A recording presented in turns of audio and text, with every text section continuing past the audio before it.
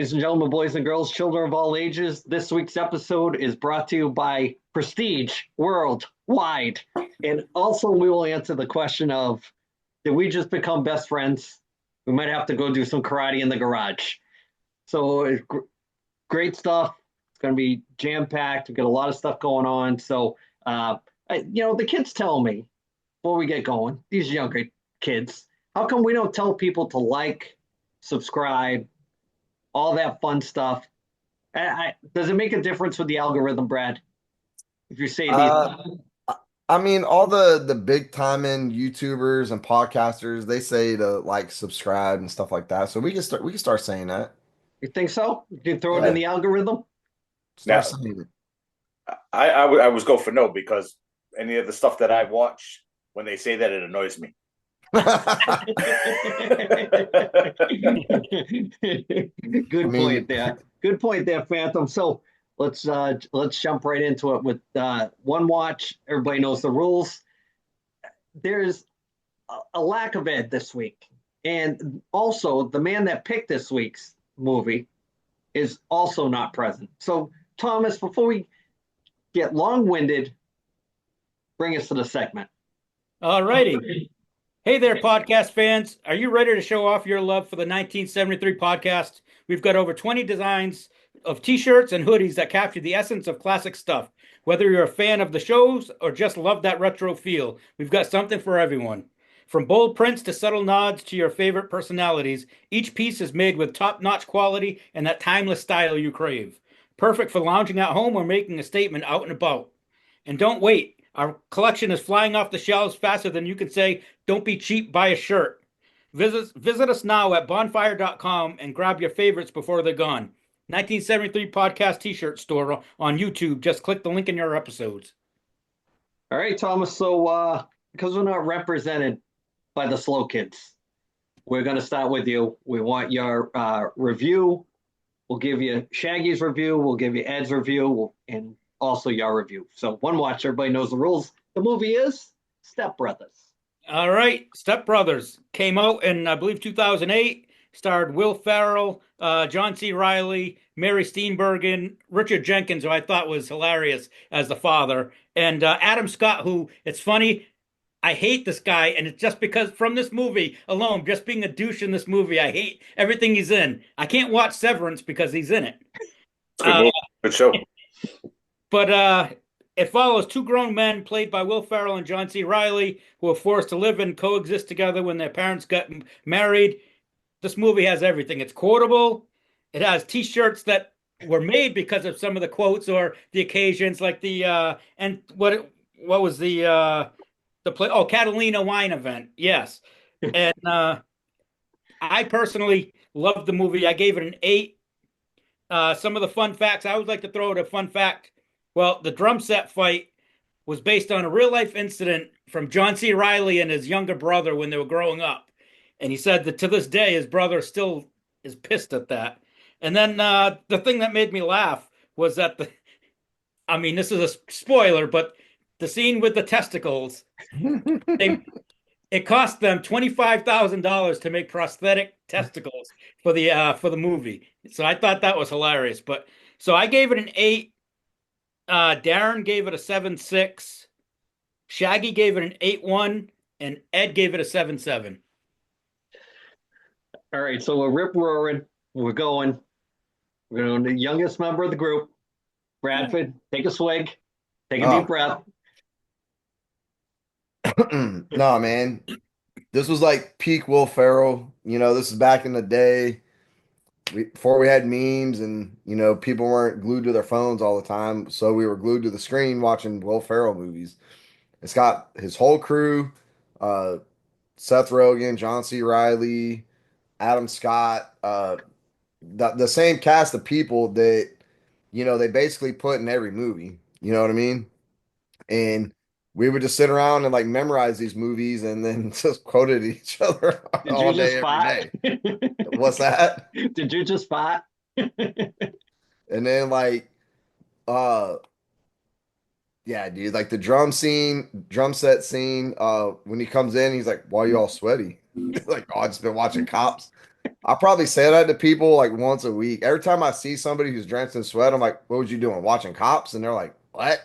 Cops On. doesn't come on until 4, Brad. Yeah, and I'm like, "Come on, like you don't, come on. I mean, we can't be friends." But this was peak Will Ferrell. He had a lot of bombs in that stretch. Tropic Thunder, the ice skating one. Those movies were horrible. But this, Talladega Nights, Old School, were all the Anchorman, the first one.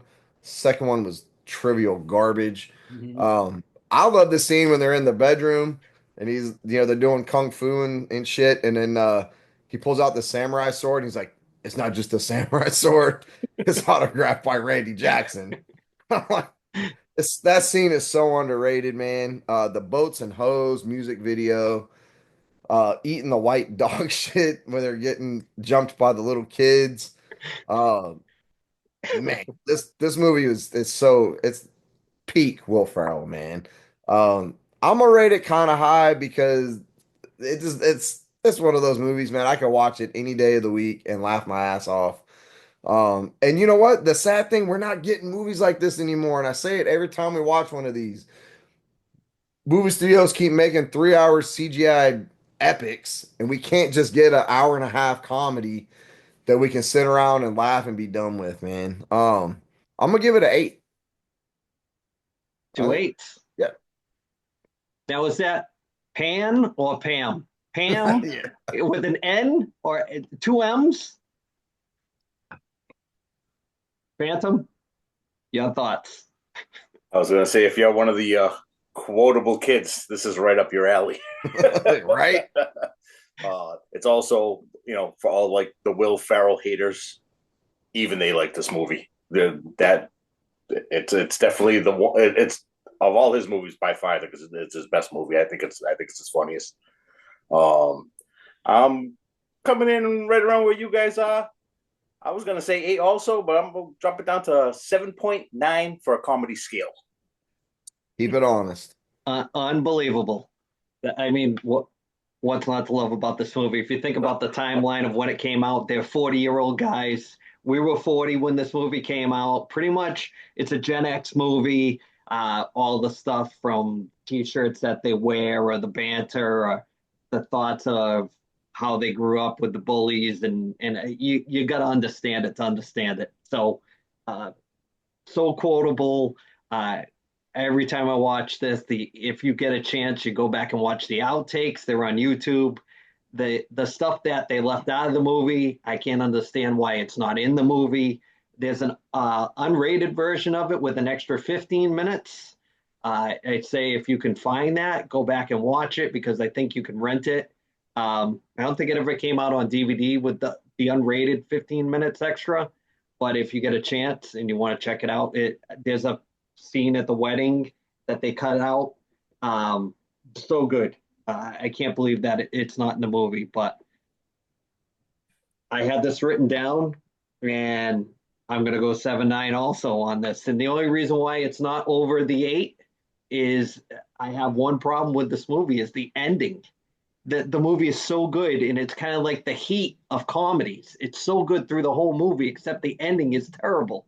That just the way that the scene with them doing the opera thing and John C. Reilly on the drums, and that California Wine Mixer could have been different, and it just was kind of a lousy ending to a really good movie. So that's why I had to kick it back, but I laugh every time I watch it. So quotable. So 7.9 from me. Thomas, do you have a final score on this? Yes. One thing I wanted to add is I don't know if anyone has ever seen the director's commentary edition of the DVD, but they do it with him, Will Smith, John C. Reilly, Adam Scott. They do it as a musical. They're singing all their commentary throughout the whole thing. It's like a musical. It's actually funnier than it sounds, but That's got Will Ferrell written all over it. well, you want to laugh is another thing I read was the scene where he's doing the opera and John C. Reilly playing the drums. That's actually legit. He actually sang and John C. Reilly plays the drums, so they actually did it themselves. So I thought that was pretty cool. But total score is 7.88. Oh, so we'll round up 7-9. 6.9. Nice on IMDb. I think that's low. I'm surprised. I think that is low I too. don't know anybody that doesn't like this movie. Yeah, Wait, pretty you low. know what? You know what's tough with the comedies though, Ryan. A lot of times, and maybe you guys will agree with me, they foo-foo the comedies for just because it's not epic. It's not it's not Gone with the Wind. It's not Ten Commandments. You know what I mean? So it's just a lousy rating scale. So you got to score with the heart when you watch these. So coming back around to my pick. So I'm going to go a different route. I'm going to pick our very first documentary to watch. I've been dying to watch this movie since I saw the trailer for it. Next week's homework, one watch, everybody knows the rules. Becoming Led Zeppelin. Got to watch it.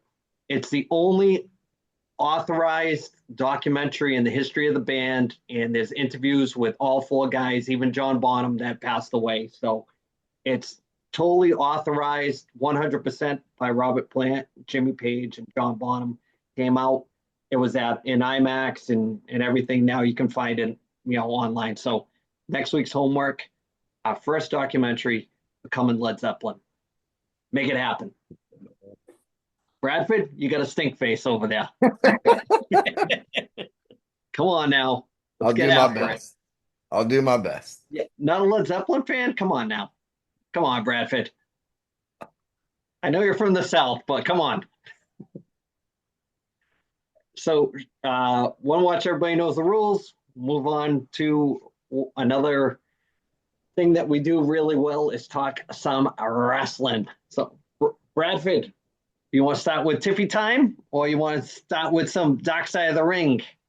It's Tiffy time. Let's go. Yo, her and Charlotte come out, SmackDown. I think what I read was Charlotte went off script first and kind of started teasing Tiffy about how her voice squeaks and everything. So Tiffy Stratton, who, let's be honest, makes a far better heel anyway than she does a baby face. And this whole babyface version of her just hasn't been working anyway, right? So Tiffy just started firing back and just absolutely brutalized Charlotte Flair on TV. And then drops the mic with a woo and rolls out.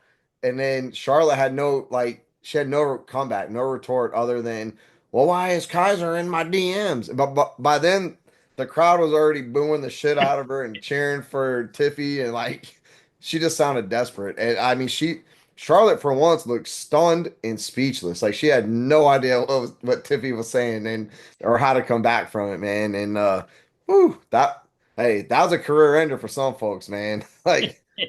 She got lit up. Yeah, and it was so bad that WWE went back and all the replays and everything that they put on their socials, they cut a lot of Tiffy's stuff out because they don't want it just on repeat. But we have the internet, fellas. It's out there. Yeah, it was all over YouTube for a little while. I don't know if you can still find it, but it's on you there. can find it. It's out there. Speaking of outlandish ladies wrestling, let's talk Tony Storm and Penelope Ford. Bradford, thoughts? I don't even know what was going on in that match. I'll be honest with you, man. So you're saying you hated it? I didn't hate it. I wasn't super into it. First of all, who just licks somebody's face in the middle of a match? And then Tony Storm just did she bite her tongue or yeah. And then starts biting her tongue.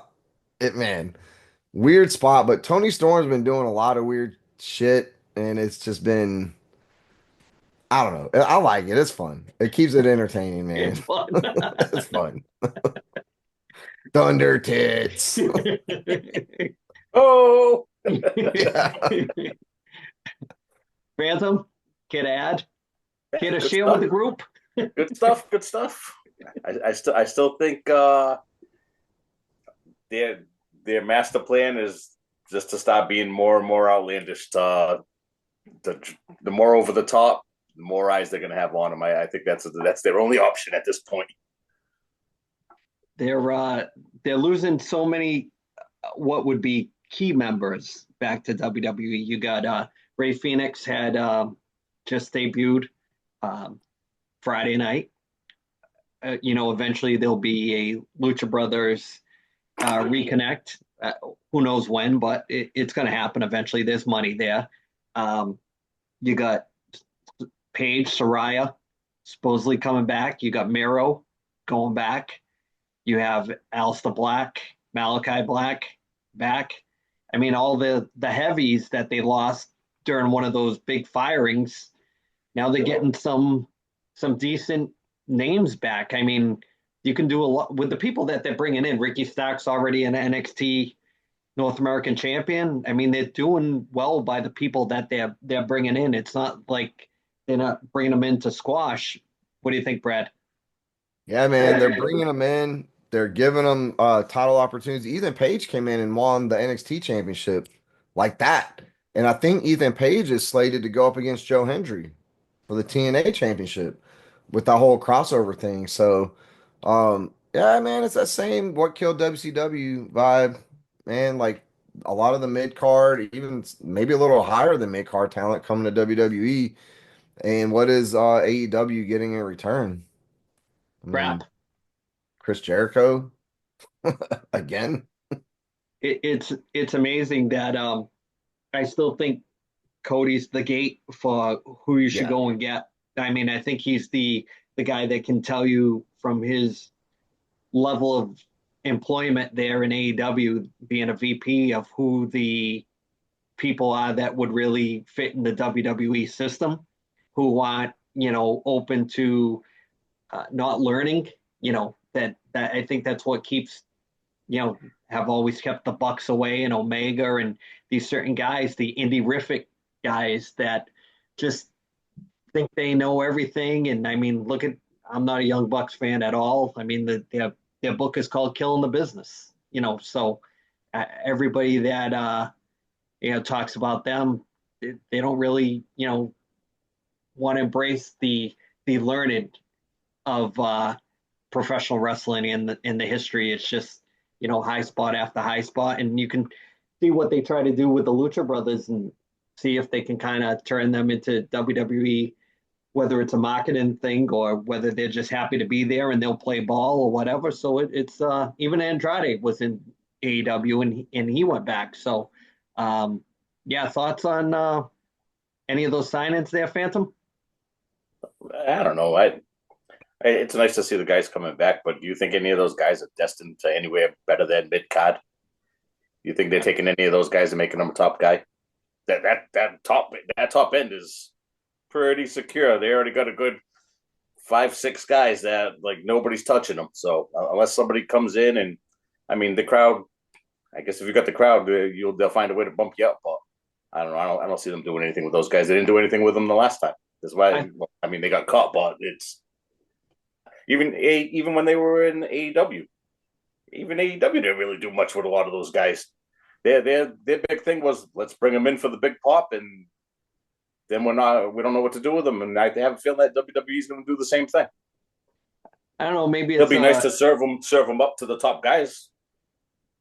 There's a combination of things. Maybe no Vince, a chance for somebody else to book them rather than when you go to AEW, you're kind of booking yourself. And so I think some people aren't cut out to book their own stuff. I mean, I think what makes somebody a top guy is being able to create ideas on the fly to create money for yourself and get yourself over. And I think a lot of people can't get themselves over, or like the territory days.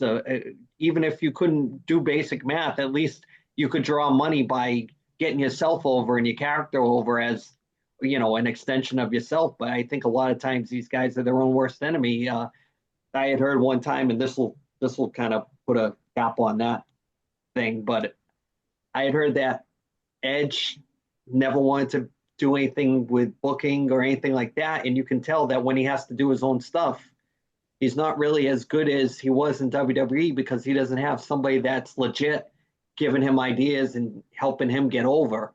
Some guys just can't do it. I mean, they might always have been a mid carder if somebody didn't take a liking to them and give them a push and write their own, storylines for them or whatever. So, I mean, it's open ended. Who's left in AEW that you would want to see come to WWE? I mean, who's left? They've got a bunch of guys hurt now too. Jay White's got a broken hand. Orange Cassidy just tore his pec, and the other Australian guy, Mark Davis, got hurt again after missing like a year because of an injury. And then they've got Darby Allin is literally, I think, this coming week leaving to go climb Mount Kilimanjaro. I think it is. So I mean, it's just crazy. And I don't know if I missed it if you mentioned him or not, Andy, but Miro re-signed with WWE. Yeah. Yeah, is CJ Perry She wasn't with him when he signed his contract at headquarters, but I don't. That's not saying she hasn't signed, but yeah, let's switch over and do some Dark Side to episode 2. One of also this season's one of my favorites where I'm talking the wrestling season, the road to WrestleMania. You get this, you get the Hall of Fame banter, you get all these good storylines to the culmination of WrestleMania. Hopefully we can do something that weekend and kind of try some new stuff we've been talking about. So let's talk Dark Side episode 2. Ludwig Borga. What a crazy episode I mean, this is a lot of stuff I didn't know. Okay, I did not even remember him in the Herb Abrams UWF as the Viking. Boy, did this guy have like a fetish for Vikings. Let me just say that. Tom, you want to take this episode? I know we were talking about Jim Cornette before we got on the air and thoughts. He's great in every episode. Every episode, but he had me literally almost spitting my drink out when he started talking about the tattoo that Ludwig Borga has on his butt. Let's say his butt. I'm going to keep this clean, but yeah, it was like a tramp stamp. What's that? It was a tramp stamp before tramp stamps. Yes. And then I thought Tatanka came off looking like an idiot, where he's trying to compare himself to like Hulk Hogan. We're giving him the rub, as he called it, like he was going to send the kid off to superstardom by beating like he had a choice. Yeah. But the guy had a lot of problems. I mean, it seems like they tried to blame it on his upbringing with his family, with his wife. I mean, with his mom. But it's kind of funny because you can kind of, I don't want to say compare it to, but some of the wild, outlandish things that he said is kind of see in today's politics, where guys just say the outlandish things and it works. This guy got elected. I mean, it's just one of those things that he was just a horrible person. I mean, I've lost more and more respect for Jim Ross over the years. It just seems like he's a kind of a miserable person in real life. We've met him in real life, and he wasn't the nicest guy in the world, but I don't know, he just seemed to be throwing the blame on everybody else, like trying to say they didn't know he had the tattoo, the SS tattoo on his leg, and that I mean, nobody noticed that thing. That thing is huge. It just makes me laugh. Brad, you want to add? Yeah, I mean, this is finally like back to what I was expecting from Dark Side. It was less of like just a documentary of what we already knew, and took kind of a relatively no-name guy. He had a big feud with Lex Luger. How he made it on a national TV through WWE's vetting process with white supremacist tattoos. I mean, like Tom said, that thing is huge. They definitely knew it was there because they had to like book him around that and try to cover it up. And typical like Vince McMahon shit though, also just like not giving a shit. He just went for the guy that's like the Wish or like Timu version of Dolph Lundgren. And I was like, hey, let's just throw this guy out here and let's see if some magic can happen. So I really don't remember this guy. But again, I was like, that's what I like about Dark Side is when they take a route, go down memory lane with something that exposes me to more wrestling than just the usual, Mick Foley Hell in a Cell, bull crap. But yeah, and then he goes and runs for Parliament on this like white supremacist, platform and gets elected. Just craziness, man. Yeah, yeah. This is what I expect from Dark Side of the Ring now. So this is the type of episode I wanted. The downward spiral with these guys is always crazy. How they just can't turn off the persona, and it's usually with the drugs and the alcohol, and it just is fueled, and everybody that's involved with them becomes, just can't take it, and no matter what they tell them, there's just nothing getting through to these guys. And then he's got that buddy that he grew up with that they would do They should have booked him karate. instead. Yeah, it's like he's got some stories too. You can tell that guy's got some stories. Phantom, what do you think? I thought it was a good one. I agree with Brad. Give me the ones with the guys that we don't really know too much about. It's kind of funny that he couldn't get himself over in wrestling, but he took what it takes to get over and used it in his real life to like get elected into politics. So he actually could get over on a bigger scale. Yeah, he worked the gimmick, as they say. Oh, for sure. I was the same as you. I didn't know he was in UWF. Then they say that he was even in the UFC. Then I didn't know that. Yeah, and I was watching UFC back then. Didn't even Got his ass beat by Randy Couture. Hey, you got one fight and had to be against Randy Couture. Yep. But it was a young Randy though. It was young. He was a rookie. Yeah. Randy Couture still beat his ass. Yep. You know what? Maybe it was one of those things that they knew how he was, and they're like, "We got a guy for you. We got a matchup for you. We'll straighten you out real quick." I can't believe that Vince tried putting him over as a heel Finn. Like, if they knew they had those tattoos, that guy should have been straight in the Nazi.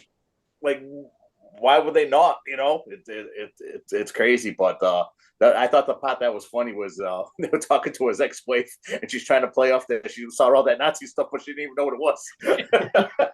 She used it for a vase, didn't even know. So, no. Once I found that out, I was gone. Yeah, sure you were. I call BS on that one. Yeah. I want to know how about that Viking chick? I don't think she cared about the tattoo too much. No, he was on he was on the American Gladiators, but the Finn version. Yeah. That's like kind of right up his alley though, if you look at it, right? When they showed like clips of it. Oh yeah, roughing people up. I thought it was cool when they first showed his buddy, and not knowing the story that he ends up offing himself later on. I thought it was him at first when they first showed him. I'm like, oh, that's what this guy looks like now. And when he smiled and he had all those fake teeth, I'm like, oh shit, Vince should have booked that dude. Bring that guy in now. Yeah, they had that one dude that was on there that he had some pretty good insight because he wrote a book about him, but he's from Finland. Yeah. So, yeah, he had all like the inside stuff that kind of added to it. I like when they really do the deep dives and they get the right people to kind of give you the gist on it. It's the people that hold back that it's like, well, why are you even on the show? It's kind of funny too, where you have somebody that they're a product of their environment. So I mean, they always use it as a crutch of why they are the way they are, but it probably is the reason why they are the way they are. And it's like you see it in the NFL. You get these guys that come from a rough background or poverty or drugs or whatever it may be, and they become rich, but they can't get away from that lifestyle of where they came from, and you can kind of see it with this. And the podcast. It happens on the podcast too. Every once in a while, a little sprinkle. So another thing I wanted to talk about this week on the whole wrestling scheme was the passing of Bill Mercer. Now, Thomas, Bill Mercer, voice of World Class Championship Wrestling, lived to be 99 years old. He's been on a bunch of the World Class documentaries that they've done over the years. Thoughts on Bill Mercer? Oh, growing up, that was like the first announcer that I can remember because I think I watched them before I watched WWF back then. It was like Fox 25 or whatever Fox 25 was back then, would always at like 11 o'clock in the morning on Saturdays would show World Class Wrestling. And so he was the first announcer that I remember hearing, and I loved his voice. And when I was a kid, he was probably top 2 or 3 announcer. I think all time now that I've grown up, he's probably, I don't know, between 5 and 10. But I learned a lot of things after you told me that he had passed, which I didn't know. I didn't realize that he was a regular reporter before he got into wrestling, and he reported on the JFK assassination. Yeah, before we went on online, starting the podcast, me and Tom were talking about Bill Mercer. He was a legit uh, news anchor for a station out of Dallas. And when World Class was started in the 1950s, 60s, it was called Big Time Wrestling before they changed it to World Class Championship Wrestling. He was an announcer because he had an affiliation with the station that it was on, and it gave the company a little bit of legitimacy back in the kayfabe days that here's a guy that we know that is legit on TV, and he's bringing some legitimacy to something that at the time was kayfabe. So the way he called matches, he didn't. I was telling Tom, he never really called holds like Gordon Soley would do, headlock, like scissors, takedown, armbar. He never really educated the fans that way. He called it like he was a fan doing the announcing.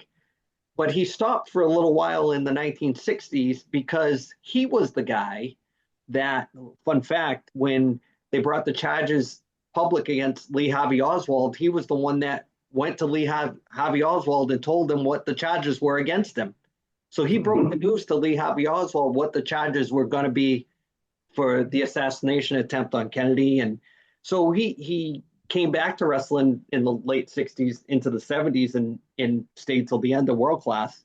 But he was the voice of World Class wrestling. I was telling Tom, if we were doing a list of famous wrestling announcers, he'd probably be, I don't know if he'd crack I'm not saying top 3, but maybe top 5.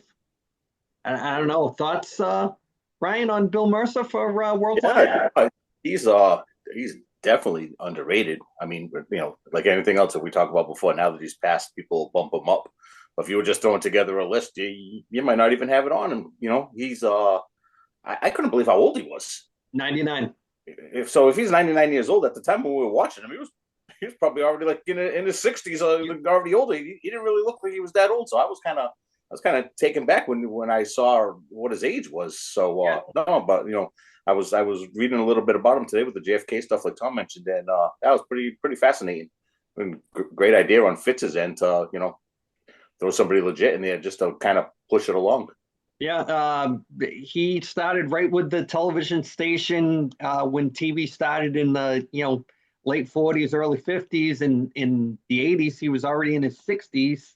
He was the guy that, because he had all that legitimacy with how big he was in Texas as a personality and how everybody knew who he was the one that they always had break those sad stories about the Von Erich kids passing away. It was always him with the monotone voice saying about the tragedies that had happened. And I told Tom too, the only thing that, if kind of looking back on it, one of the biggest moments in World Class was the Kerry beating Ric Flair. He wasn't even the announcer. I guess he was busy that day. Mark Lawrence made the call, and I think it would have been a totally different set of circumstances if you had Bill Mercer doing that famous call. It's just ironic how he wasn't there on probably the biggest moment in World Class history. Brad, thoughts on Bill Mercer? Anything to add? I know he's a little bit before your time. I have no idea who that guy is. I'm sorry. Okay. Oh, just figured we'd bring some education to the young fans. But since he was a news reporter / sports broadcaster, when he was reporting the Kennedy assassination, do you think he was calling it like he would like a sports event? No, I think he was behind the scenes with the Okay. with the news stuff. But I just thought it was pretty ironic that he lived to be 99, and what a run though. If you think about all the things that he saw and was a part of, just being in that Dallas, Texas area, basically his whole life since TV started, he was, I mean, probably one of the biggest voices of that Texas area for a long time. So got to see a couple Super Bowls and all that. Yeah, definitely. Yep. Will be missed. Were you guys disappointed in the what the favor was? Ooh. Brad, what are your thoughts on CM Punk's favor? I would have liked to have seen the favor like be more like, hey, I get a shot at this title or whatever. But like Roman Reigns doesn't have that. So the fact that they're gonna feud over Paul Heyman, yeah, man, you gotta put something in that match to make it more than just a grudge match between Seth, CM Punk, and Roman Reigns. Because at that point, I was like, this is gonna be a good match, but like, why? My favor would have been the it? two of them kicking Rollins out. Yeah, and they're gonna. I think this is gonna. Well, I think they're gonna be feuding over Heyman, and I think that is gonna push Seth Rollins more onto the outside, and I think that's gonna push him more heel. I think because Seth has been talking about turning heel for a while now since last WrestleMania. You think Heyman might go with Seth? No, I think he'll stick with his guys, but I think Seth Rollins needs a catalyst to quit being this guy that comes out, in his wife's clothes. Hey, this week he came out with the Planet of the Apes clothes on. Yeah, he did. He kept it legit.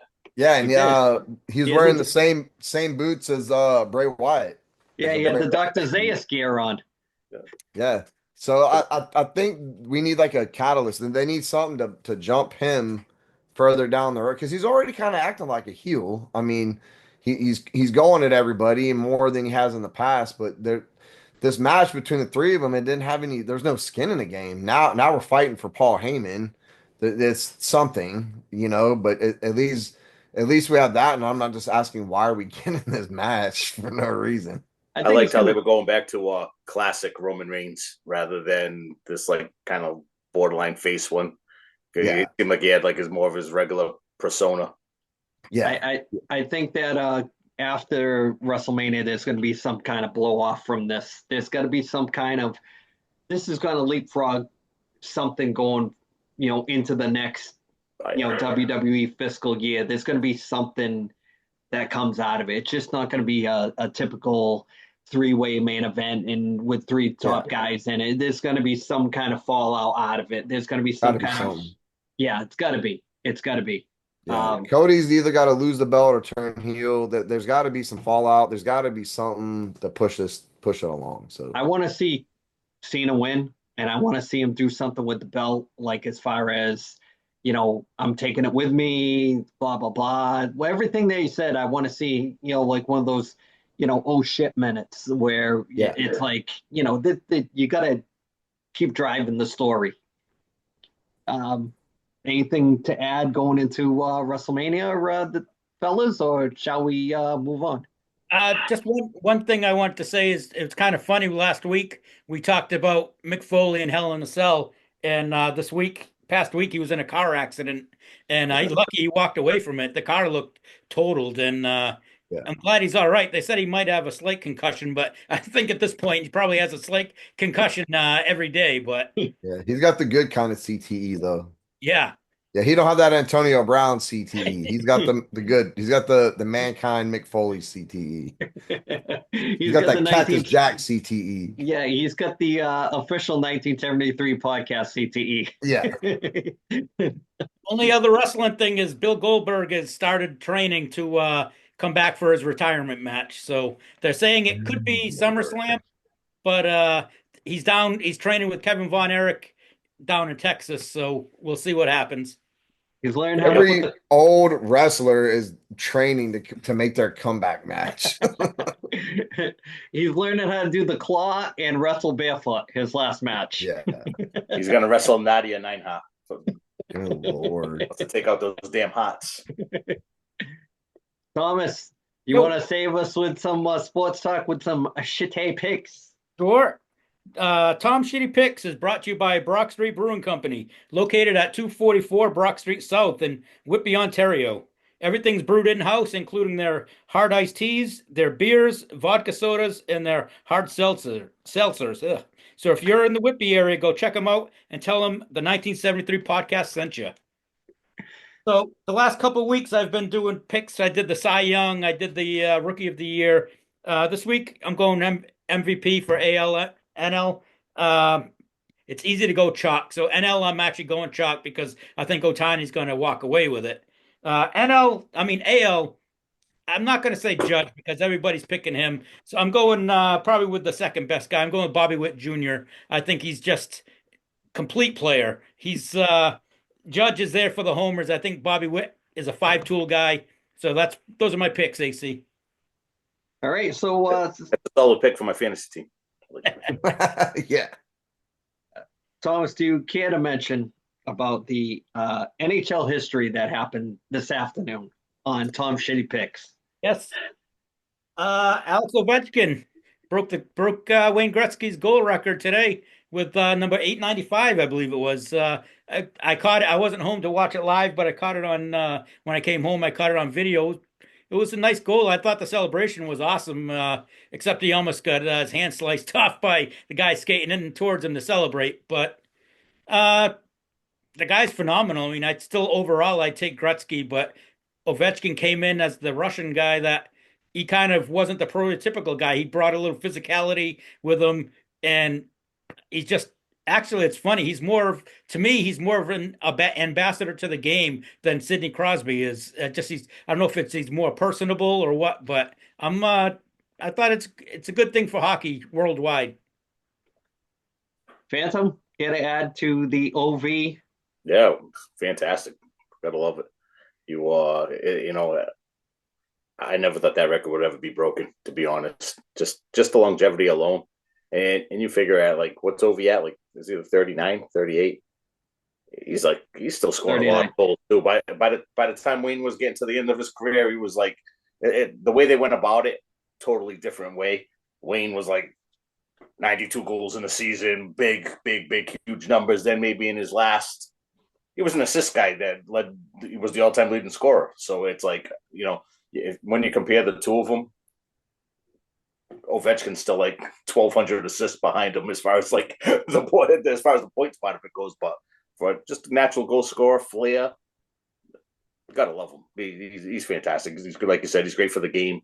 It was much watch TV for me today. I was dialed in. It's like, what time's this game going to be on? And then to go back to Wayne, he's always pure class. He had on the Gordie Howe pin on his lapel just to be like, I broke Gordie's record. When Wayne broke Gordie's record, they got a gift together to give to his wife. So Wayne and his wife did the same for the Ovechkin family. So it was a nice pass down, and that's the way it should be. So my takeaway from it, all the things that you guys added, and I was going to pretty much bring up. Anson Carter during the second intermission said something that kind of strikes with old school hockey fans. He was saying that now there was somebody that was chasing Eric Dickinson's record this year. Daquan Barkley.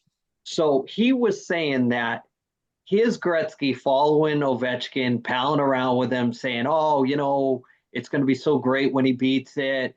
It's great for the game. Bringing up Gordie Howe's memory of what Gordie Howe did for him, and blah blah blah blah blah. All these great things."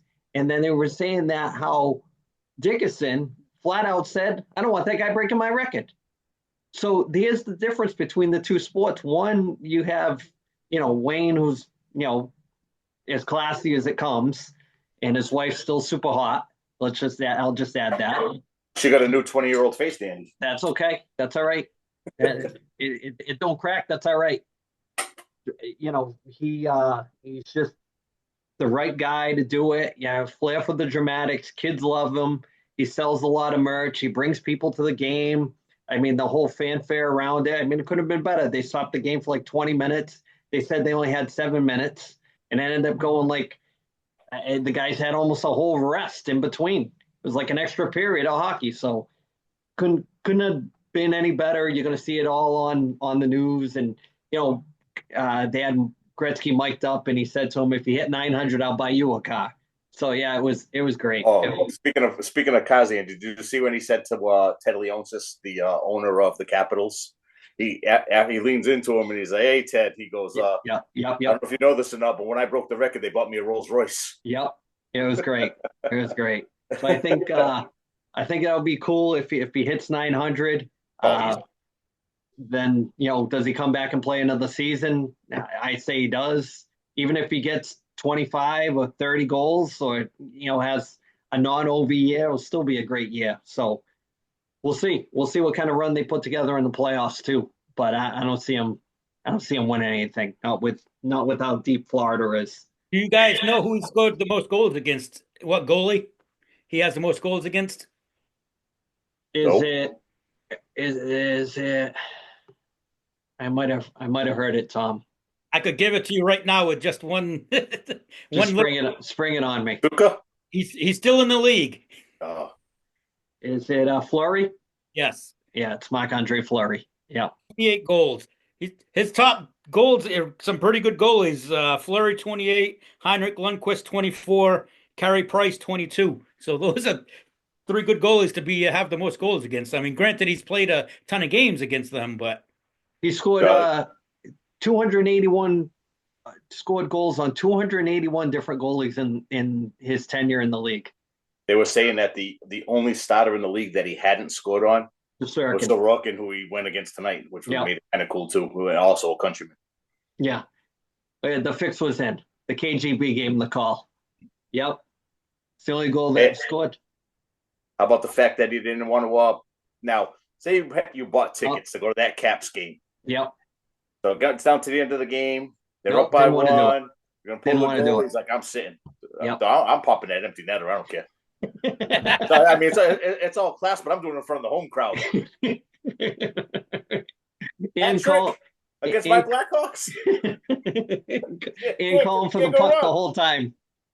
You're not going past center ice. That's what you're known for. Benson Knight was looking like Ken Dryden at the end of that game. That's the best I've seen that dude play. He didn't want to be on those highlight reels. Now, staying with the sports theme, do you have anything to add this week as far as sports talk? Or are we moving on to the tinfoil hat? Is OV taking up all the sports talk this week? Thomas, you got anything, Thomas? I got nothing. All right. So Duke choked yesterday in college basketball. There's my little basketball. Actually, I watched Holly no college basketball. I put the game on. It's like 2 minutes left. I'm like, oh, Duke's going to win. Choke. See you later. That ain't the Duke I grew up with. Well, you know what time it is. It's time to get a little refined. Put on the tuxedo T-shirt. We're trying to get. This is the classy part of the show, where we do some deep dives into the world of conspiracy theories with Brad's tinfoil hat. Thomas, hit the Twilight Zone music. All righty. The 1973 podcast is fueled by W Energy, but it wasn't always this way. W Energy was born from humble beginnings, an idea sparked in a small apartment when their founder, Anthony, set out to take on the energy drink giants, a.k.a. Big Energy.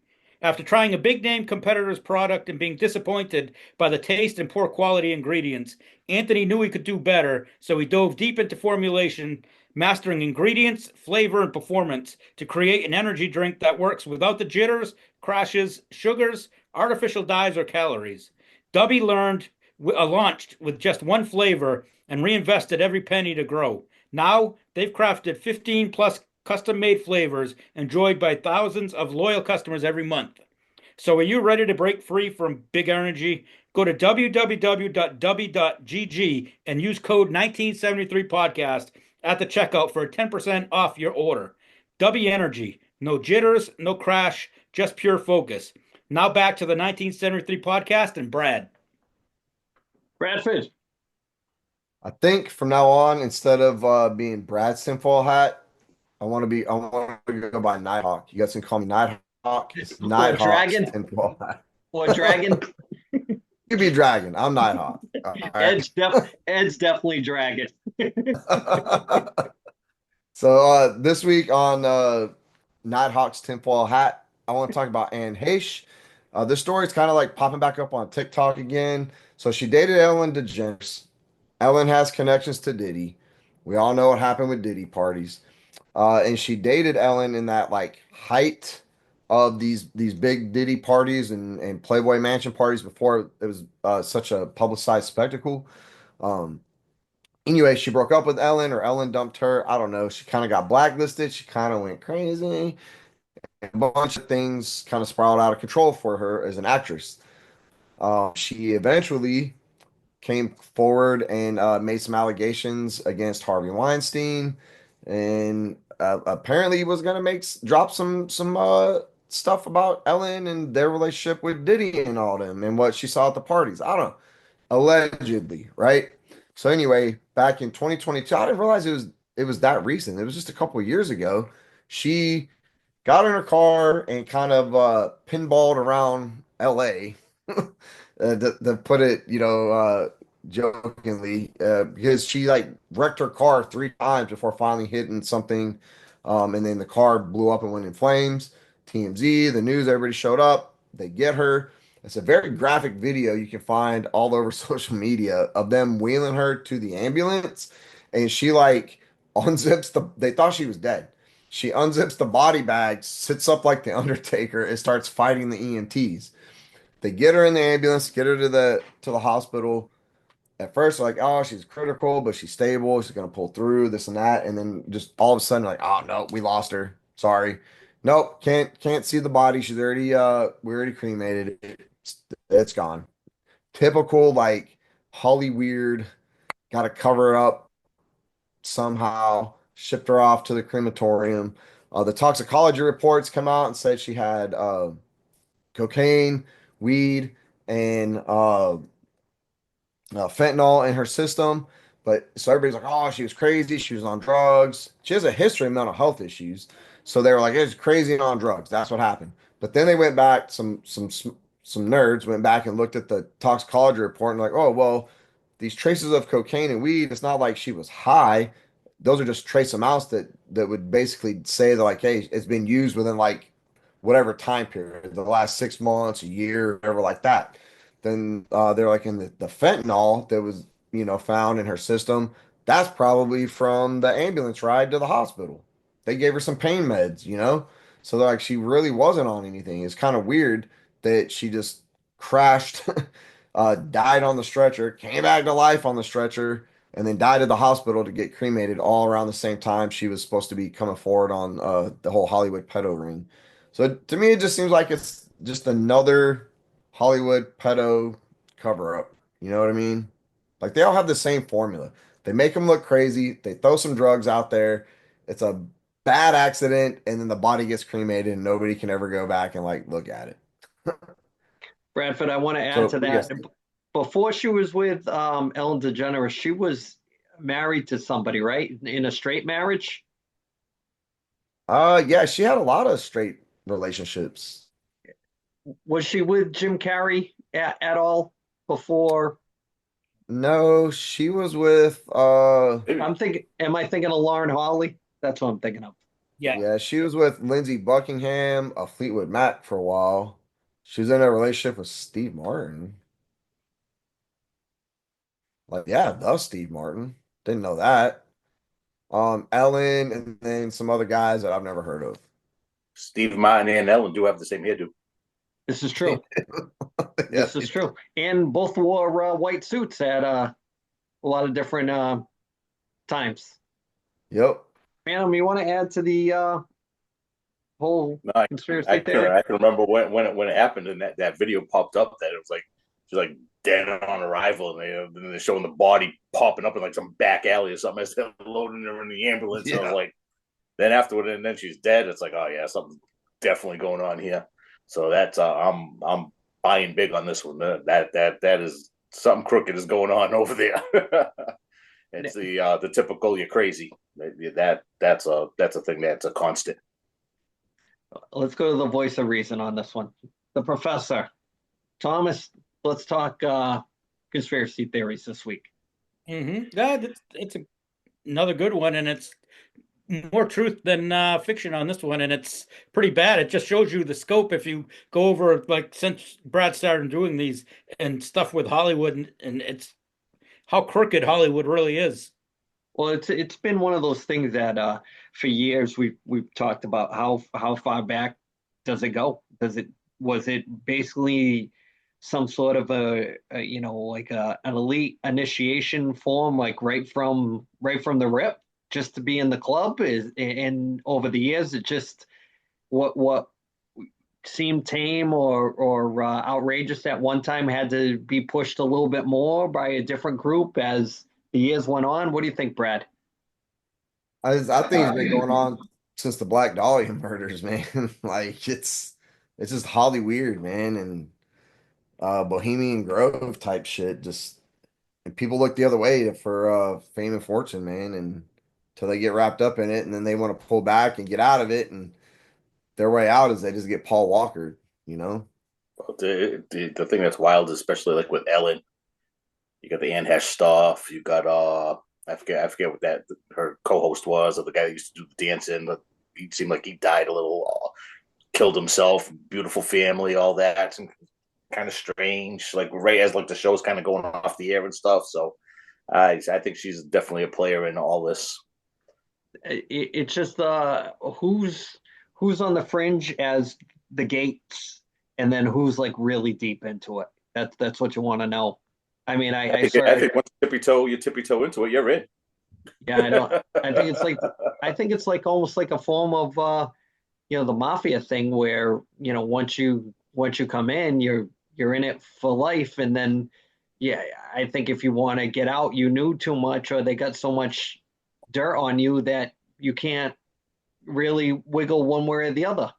And the whole Oscar thing has a whole underlying meaning too, Bradford, where it's like, everybody that's anybody just gets together and there's an underlining meaning for who wins what. And, I've heard all kinds of different angles on that in the Hollywood side of it and how far back through the Oscars go, right from the get-go, right? So if you've won an Oscar, it's kind of like, I mean, is it like an award for the club? Is that what it is for other things? And who knows? Who knows? Just you grow up in before all this stuff was kind of public with social media being what it is. Like you kind of look at these people different now. You kind of look at the movies different now when you look at certain things like all the stuff about the movie Castaway coming out too. It's just it's kind of crazy when you start kind of going down that rabbit hole, as the kids say. Yeah, I can shut it right off. You can. Oh yeah, business as usual. Well, the day to day doesn't change. Like, oh, this guy's a little suspect. I want to watch that. You'll never know the truth, I don't think. I think it'll always be just one big conspiracy theory wrapped up. I saw a thing this week with Kid Rock talking about going to Bohemian Grove. I don't know if you guys saw that. He was with the guy from Jimmy John's. They went to one of the Bohemian Grove parties, and he's got a great story about that. How he left, and he's like, oh, that's so and so walking around, and that's so and so walking around. What the hell are we doing here? I'm not sure if he was on Joe Rogan's podcast when he was talking about it, but if you get a chance to look it up, put that in Kid Rock at Bohemian Grove. Yeah, Is he credible though? Come on now. I don't know. Is he just looked like Evel Knievel the other day at the White House? Yeah, he did. Evel Knievel. Super Dave? I don't see him leaving. More like Super Dave Osborne. More like it. Yeah, Super Dave. Brad, you want to add anything to your tinfoil hat segment? That's it. Just call me Nighthawk from now on. Only during the tinfoil hat, though. Yeah. Do you have night vision goggles? Somewhere. You should put those on when you do the tinfoil hat. That'd be great. You'll look like Jackie Chan in the car. Yeah. Cannonball. Anyway, so I guess we're gonna wrap up this week's episode. We're almost at the hour mark, and what do you got this week, Phantom? Got anything good? Yeah, we're throwing out code names over here. I'm gonna say nobody can use the code name Iceman because Val Kilmer passed away. We forgot about him. Gotta I talk didn't forget about it. about him. That's a tough one. Didn't have nothing to do with none of that Hollywood weirdo shit, as far as I know, allegedly. But no, it's a big loss for Hollywood. Definitely gone too soon. It's what, 65? Yeah. He's had some rough goes with the health as of late, and looks like that second Top Gun was his goodbye to the world. When I had seen him with the son of the Phantom, he was in the old wheelchair. Yeah. Look, he had the Joe Swanson going on when we saw him.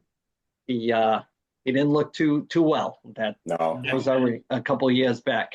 They had to dub his voice in some. They used some old audio tapes of him to use to, I guess, during the parts in the second Top Gun.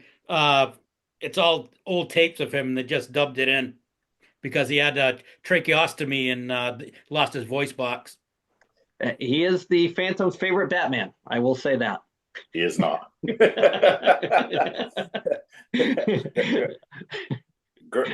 Great mouth, though. Great mouth. Guy was a rocket. So shout out this week. I want to put a company on blast. I've never done this on the podcast, but I will. Maybe we'll see what comes of this. So my son, he's a heavyweight contender. He bought with his own money the Sherwood stick that did not even last 2 weeks. Taking shots and warm-ups, and the thing just breaks on him. This is a $200 stick. I reached out to Sherwood and said, hey, what's the deal with this thing? Nothing. So shame on you, Sherwood, for all the money that I know the Phantom, myself, has spent on Sherwood products over the years, especially the wooden sticks, the Paul Coffey sticks. Shame on you. Should have got him the 50-30. Just give a kid a break. Spent his own money on it. Refund the money. Send him something good that works. A wrecker is something better than what he bought. So Sherwood, you're on blast. You're on the shit list for this crapola that you sent them. So, Thomas, what do you got this week? Big week this week coming up for our number one fan, Darren. It's his birthday, the 9th. And then later on in the week, he's heading up to Boston, and he'll be speaking at a National Kidney Foundation event up in Boston. So good luck, man. April birthdays. Bradford, what do you got? Happy birthday, Andy. Happy birthday, Darren. Val Kilmer passed away. I had to go watch Top Gun. I got Tombstone queued up. One of my favorite movies of all time. Been to Tombstone, the actual Tombstone. Love Val Kilmer, a lot of the stuff he did. Yeah, but I actually thought he died a while ago. So when I heard that he died, I was like, what? Kind of took me by surprise. I guess he died twice to me. That's how big of a fan I was. But Well, he anyway, had tuberculosis in the 1800s, so yeah, you might yeah. have got that confused. I got it confused. Yeah, I thought Tombstone was a send off. Turns out it was Top Gun Maverick. Anyway, that's all I got, man. R.I.P. Val Kilmer, best Batman there was. According to the Phantom. Real quick, Val Kilmer, probably greatest role ever, playing Jim Morrison. I mean, he looked just like Jim Morrison absolutely. when he did that. Yeah. I mean, say what you want about the Doors movie. I mean, you could probably, critique the crap out of that, but I thought that out of all the movie roles that he had, I thought that was probably his apex of movie roles. Kind of just became everything that Jim Morrison was. I mean, frame for frame, if they show a comparison with him and Jim Morrison from concerts and things like that, he looked just like him. Yeah, when I think of Jim Morrison, I don't even see Jim Morrison in my mind's eye. I see Val Kilmer as Jim Morrison. No votes for Real Genius. We were getting there. Top secret. All right. Top secret. Yeah. Not pop secret, top secret. That's a deep dive. So I guess that's it, fellas, for this week. So from the Phantom, the Professor, Nighthawk, and myself, that's it for this week. Where the hell's the dragon in the shag? Bye.